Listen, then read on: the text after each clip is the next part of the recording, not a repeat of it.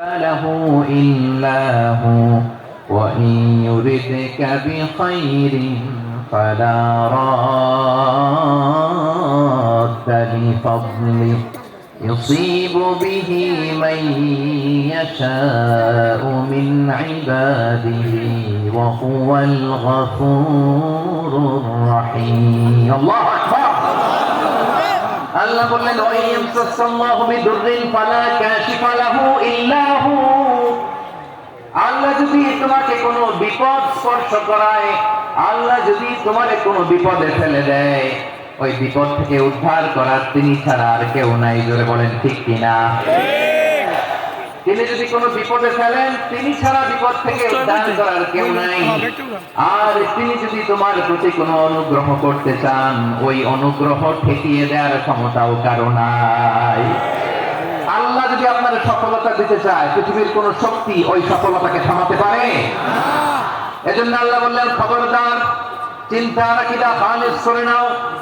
ওয়াইয়ামসাল্লাহু বিদুররিন ফালা কাশিফা লাহু ইল্লা হু।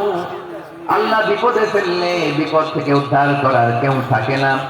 আর আল্লাহ যদি তোমার প্রতি দয়া দেখাতে চান, অনুগ্রহ করতে চান, ওই অনুগ্রহকে প্রতিরোধ করার মতো ক্ষমতা কারো নাই। তিনি তার বান্দাদের মধ্য থেকে যাকে ইচ্ছা তাকে দেন, যত ইচ্ছা তত দেন। তিনি ক্ষমাশীল, তিনি মেহেরবান। সুবহানাল্লাহ। তিনি ক্ষমাশীল, তিনি মেহেরবান। তাহলে এই আয়াত থেকে আমরা বুঝতে পারলাম, আমরা যদি বিপদে পড়ি, আমাদেরকে কেউ বাঁচাতে পারে না। আমার বাবা আমারে বাঁচাতে পারে? হ্যাঁ? আমার মা আমাকে বাঁচাতে পারে? আমার বন্ধু আমারে বাঁচাতে পারে? আমার দলের কর্মী আমাকে বাঁচাতে পারে? আমার পীর সাহেব আমারে বাঁচাতে পারে? আমার পটুয়াখালীর ভাইয়েরা খেয়াল রাখবেন, বাঁচাতে পারে এক মহান সত্তা, উদ্ধার করতে পারে এক মহান সত্তা। চিৎকার করে বলুন, তিনি কে? আবার আল্লাহ বললেন, আম্মান ইউজিবুল মুত্তাররা ইযা দাআহু ওয়া ইয়াকশিফুস সুআ ওয়া ইয়াজআলুকুম খুলাফাআল আরদ আইলাহুম মা'আল্লাহ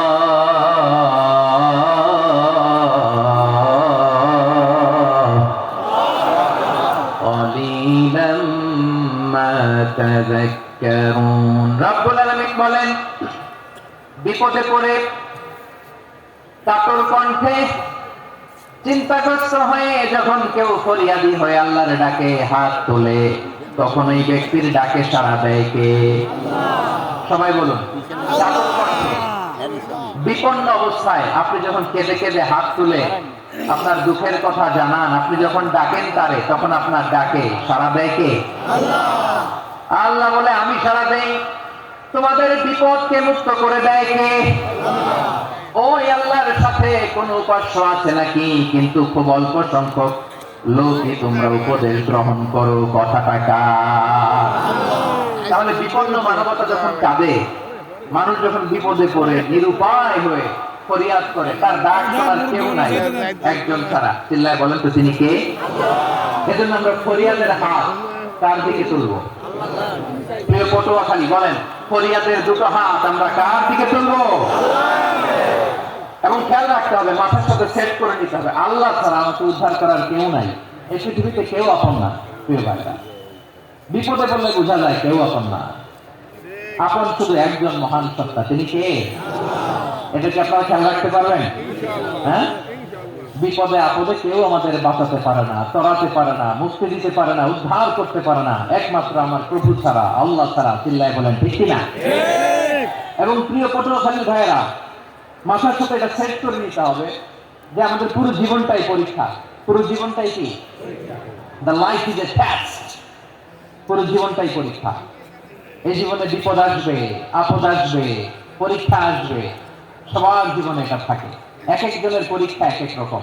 আমার পরীক্ষা একরকম, মাসুদ ভাইয়ের পরীক্ষা একরকম, চৌধুরী সাহেবের পরীক্ষা একরকম, আপনার পরীক্ষা একরকম, ওনার পরীক্ষা আবার আরেক রকম।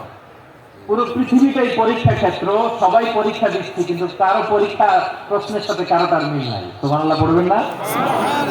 পুরোটাই পরীক্ষা ক্ষেত্র, সবাই পরীক্ষার্থী, কিন্তু প্রশ্নপত্র একটার সাথে আরেকটা মিলে না। One doesn't match the other. একজনেরটার সাথে আরেকজনেরটা মিলে না। কাউকে আল্লাহ তাআলা ধনী বানিয়ে পরীক্ষা করেন। কি বানিয়ে? কথা কি বুঝতেছেন নাকি কষ্ট হচ্ছে?